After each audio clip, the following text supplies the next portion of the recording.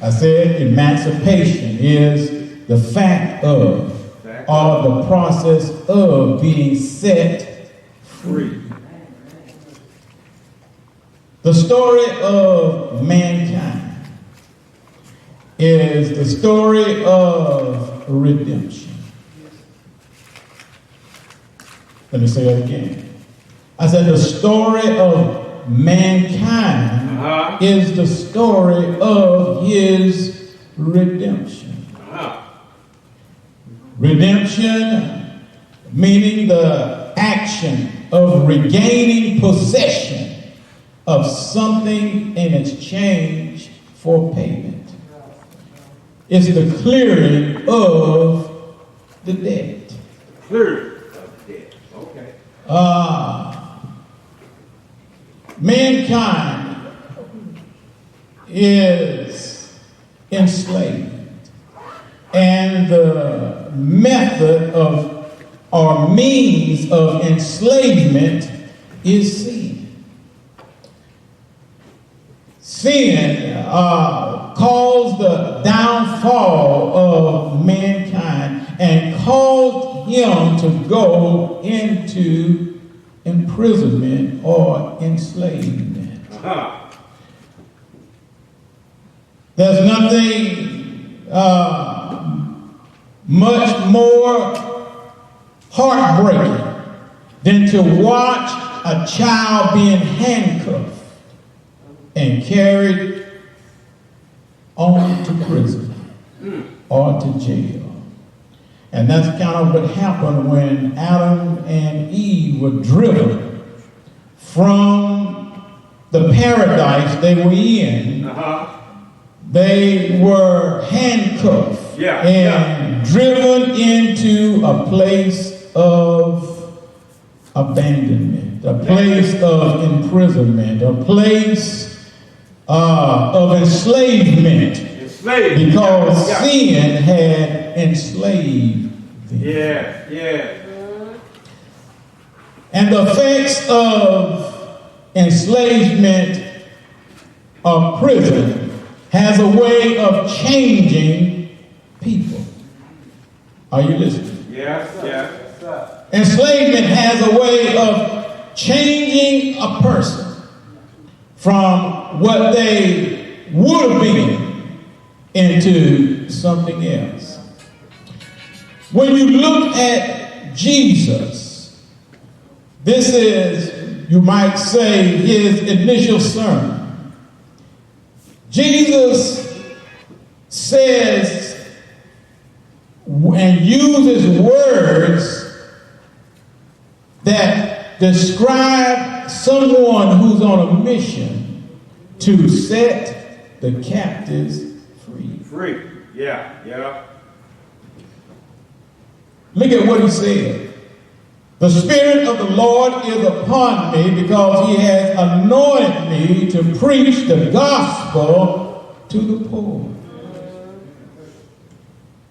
Poverty is one of the things that prison and enslavement does to people. Yeah. Are you listening? Yeah. You cannot gain any wealth, accumulate any wealth or riches while you're a slave or while you're in prison.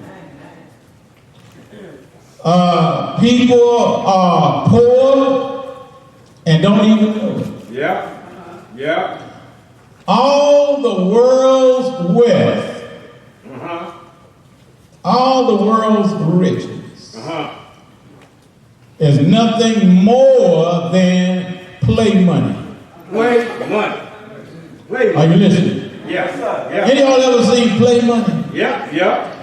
When I used to go to the dime store, and they would have play money. You have play coins and play bills, you see. They were no more valuable than the paper and plastic they were made out of. Yet, people who are enslaved believe that the world's riches is valuable. Yeah. Yeah. But in reality, it's just play money. Play money. Play money. And so Jesus said, I've come to preach the gospel to the poor. Yeah. Poor. If you're in prison, you're a poor person. Okay. And you cannot gain any wealth while you're enslaved. All right. Jesus came to preach the gospel, the good news to those of us who are poor. He also came, look what he says. He says, I came to heal the brokenhearted. Broken. Yes, sir. Yeah. Yeah.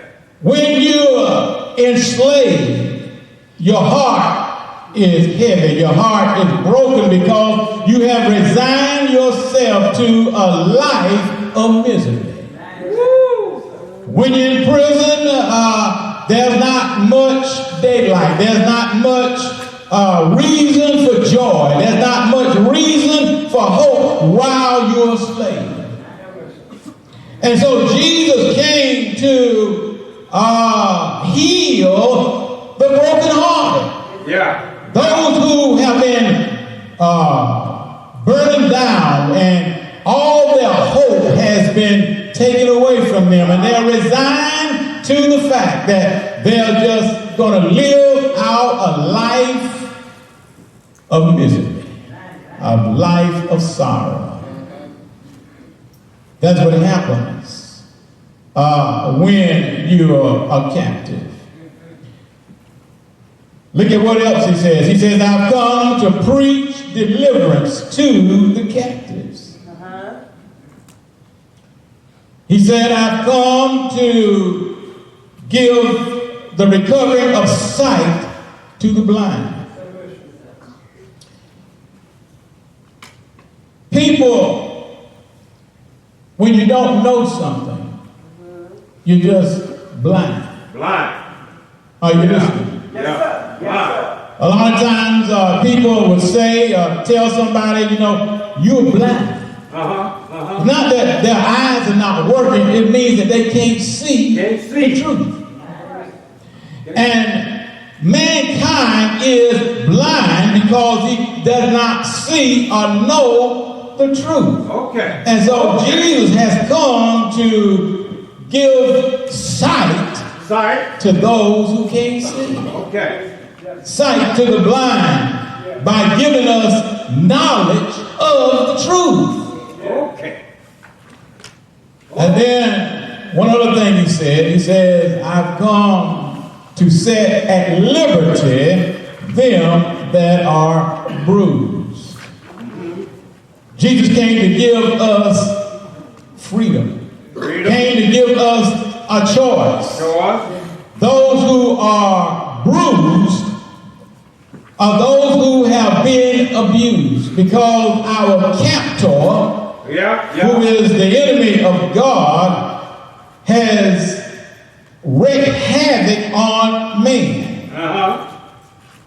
Whenever you are lied on, that's a type of abuse. Whenever you are talked about, that's a type of abuse. Whenever you are physically beaten, that's a type of bruising. Assaulted, being murdered, being robbed, taken advantage of. All of these things are the things that are happening to mankind.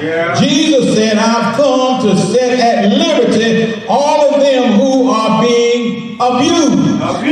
Okay. When you're in enslavement, and when you're enslaved, and when you're in prison, your captor will abuse you. That's right. Are you listening? Yeah. That's why we beat one another. That's why we do mean things to one another. That's why we say ugly things about one another. That's why we don't help one another, because our captives have trained us to abuse each other. Woo! True. And so Jesus said, I've come to set at liberty them that are bruised. I've come to give you a choice so you don't act that way. Yeah. Because somebody kills your dog, you don't have to kill their cat. Are you listening? So, when we're talking about emancipation, if you want to be free, if you want to get free, then you have to begin the process of doing so. And the first step in achieving your emancipation is acknowledging you are enslaved. Are you listening? Yes, sir. The first step in getting free is to acknowledge that you are in prison. If you don't know it, all of us are sitting behind the gates of hell. All of mankind is sitting behind the gates of hell. And Jesus said, upon this rock I'm going to build my church, and the gates of hell shall not prevail against it. In other words, hell gate can't keep us locked in. Because Jesus has come to bring those gates down. So free. Are you listening? Yes, sir. Yeah. We have to first acknowledge and realize that you're in prison, that you are enslaved. And until you know and realize that you're enslaved or you're in prison, you ain't gonna make no attempt to get out. And that is one of the tools of the enemy, is to keep us blind. Blind. Just happy being in jail and don't even know you're in jail. We're pitiful people. In jail, don't even know you're in jail, and having a good time in jail. Look at what Paul says in Ephesians. He said, Ephesians 6 and 12. He says, actually 11, he says, finally, my brethren, be strong in the Lord and in the power of his might. Put on the whole armor of God, that you might be able to stand against the wiles of the devil. For we wrestle not with flesh and blood. Your problem is not with the person who sits behind you or sits beside you or your neighbor or the person you work with or work for or the people you come in contact with. That's not your problem. The problem is that we wrestle with principalities and against powers, against the rulers of darkness in this world, against spiritual wickedness in high places. That's our problem. And a lot of times we blame it on the people who are doing the evil against us, but the real problem is the one that's behind them. All right. That's right.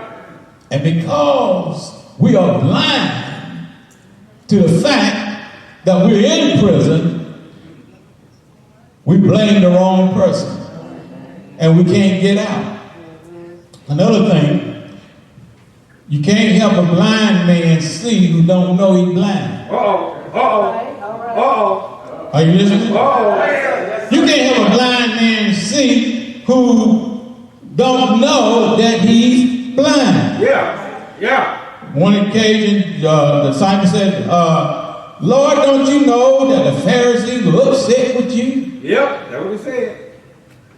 Jesus said, leave them alone. Leave him alone. They be blind leaders of the blind.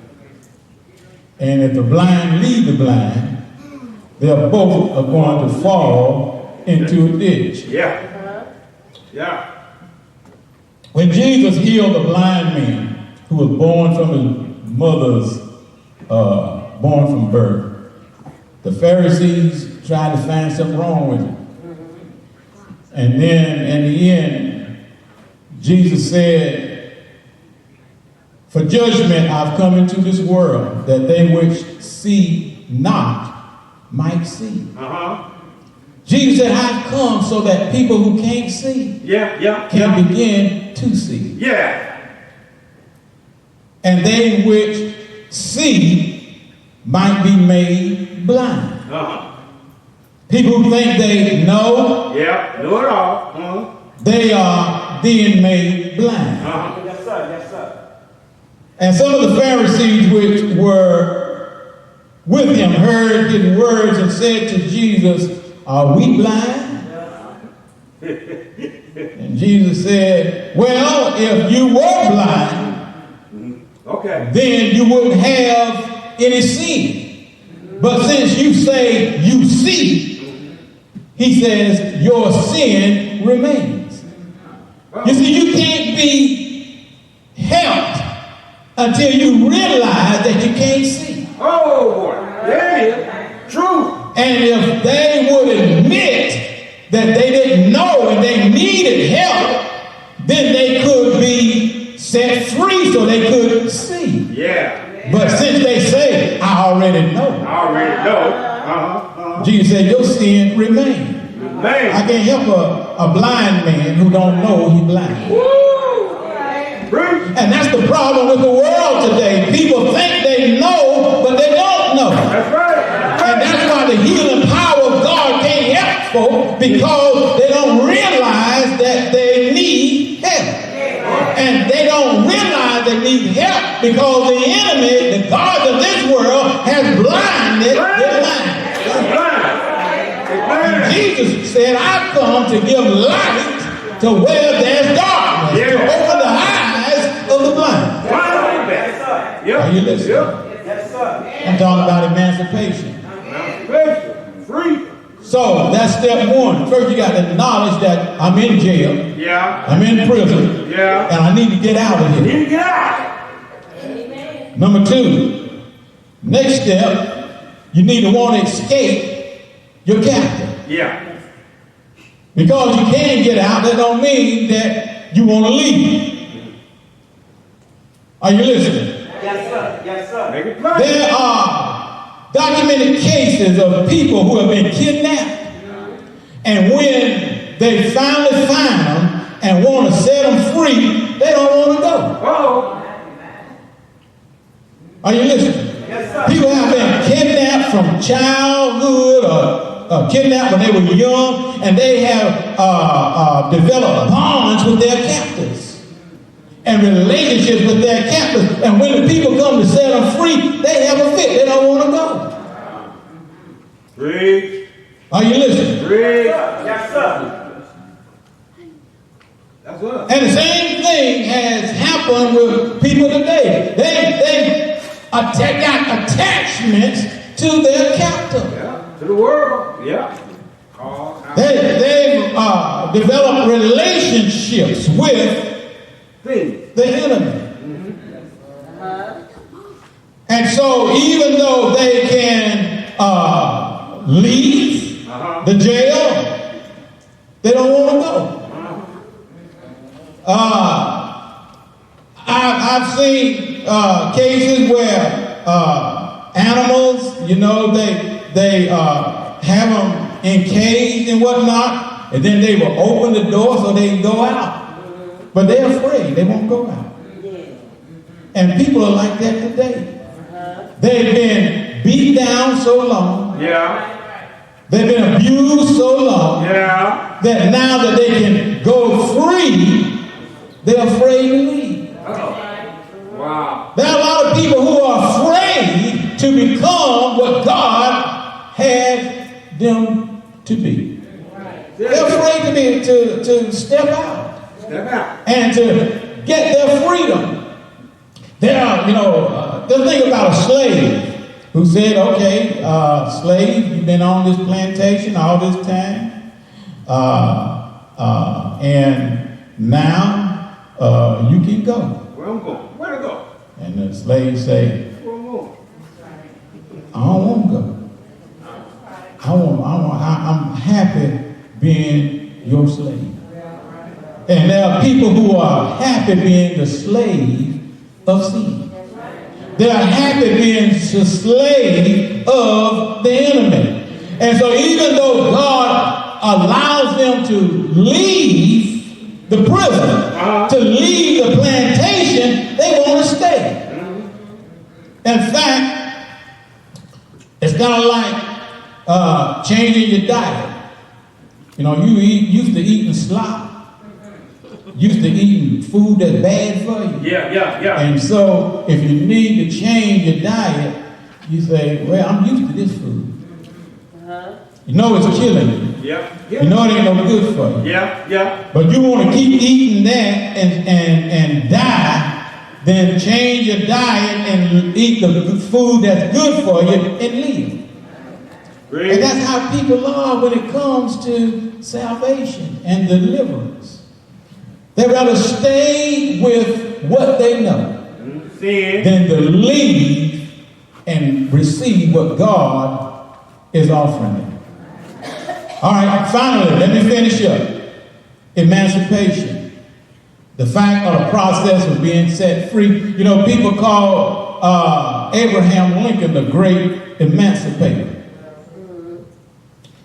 They called him the great emancipator because what he did back in 1863 by declaring all the Negroes in the slave states free. And by the way, he just did that for the states that were in rebellion, you see. But I came to tell you today that Abraham Lincoln is not the real great emancipator. Amen. Come on. The real great emancipator is the Son of God. Yeah. The real great emancipator is the one who came down from heaven. To set us all free. The great emancipator is the one who says, I am he that was and is and shall ever be, and I have the key. Are you listening? Jesus said, I got the keys. I got the keys, the death, hell, and the grave. And anybody who wants to escape hell, I got the keys. I got the keys to death, hell, and the grave. Anybody who wants to be set free, I come to set you free. Are you listening? I come to set you free from poverty. You think you got something, you ain't got nothing but play money. I got the real riches in heaven for you. Are you killing everybody and lying about things, trying to get play money, but the real riches are in heaven. I come to give you the real riches. I came to take you out of your poverty.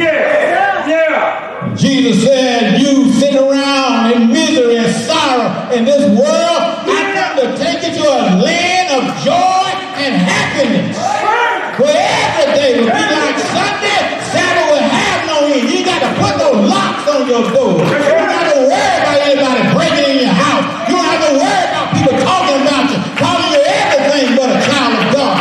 I come to set you free.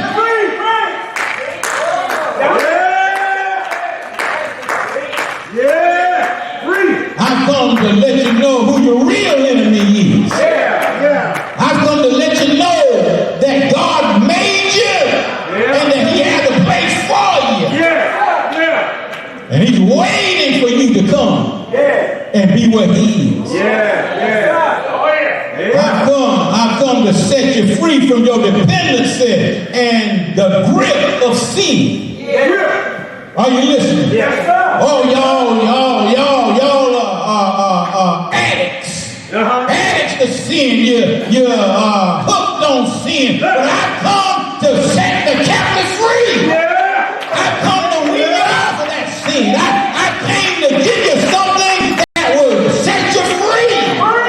So you won't be bound with the hatred, bound with dependency, bound with lust, bound with all the things. That the captive has failed. Jesus is the great emancipator. And you know what? I'm glad today that I ain't staying in that blankety blank prison one more day than I have to.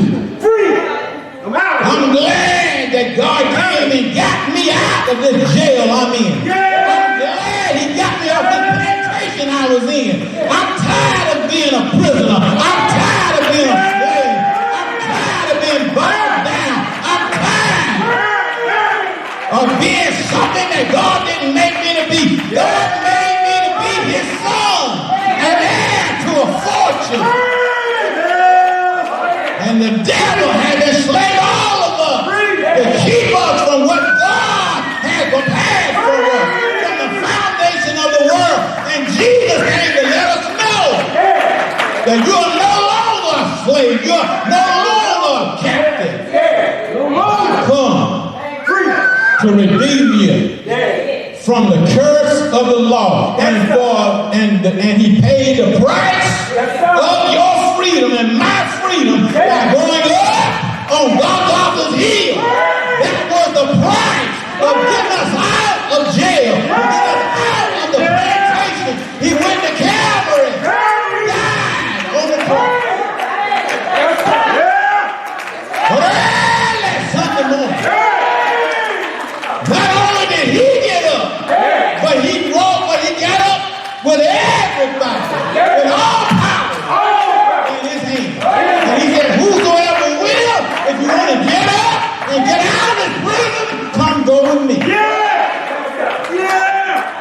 Now, if you stay in jail, if you stay a slave, that's on you. But everybody who want to go, you can get up and go. And I'm going. You can stay there if you want to. My wife can stay if she wants to. The children can stay if they want to. All y'all can stay if you want to. But I'm going where Jesus is. You're going where Jesus is. I don't know where you're going. Well, let me change that. I do know where you're going. Ain't but two places to go. The heaven or the hell. You're already in hell. You can either stay there or you can come out. You can come out. The Bible said he went, when he died, it said he went to hell. And sent those captives. And led captivity captive. Are you listening? There ain't no reason. What you gonna stay around here for? Eating jailhouse food. Living in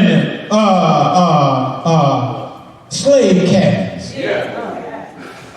Slave cabins. That's what we're living in down here. Slave cabins. Where God got a mansion. I want my mansion now. Oh, I believe. Why you gonna stay in a slave cabin when you got a mansion? Emancipation.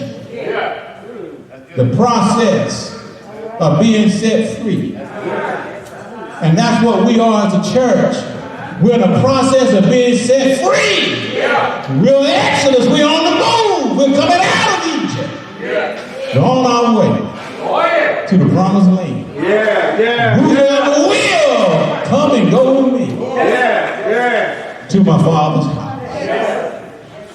Hallelujah. Hallelujah. We're done now. Let us stand on our feet.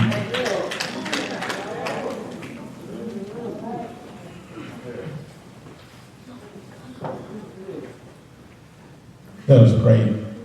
Our Father and our God, we do thank you for your mercy.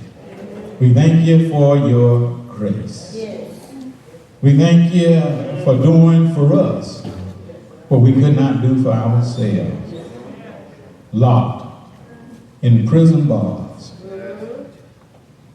chained on slave plantations. But Lord, you came to give us our liberty. You came to give us our freedom. You came to open our eyes and to give poor people their true riches. And so, Lord, I thank you I thank you. And I pray, oh God, that you would help us to share this good news with everybody. That our eyes may be open and the enemy exposed. And so, Lord, we thank you today. Now, there may be somebody here today who's not yet received Christ as their Lord and as their Savior, and if there be one, we invite you to come. We're going to ask the choir to lead us in a selection, and as they sing, will you come?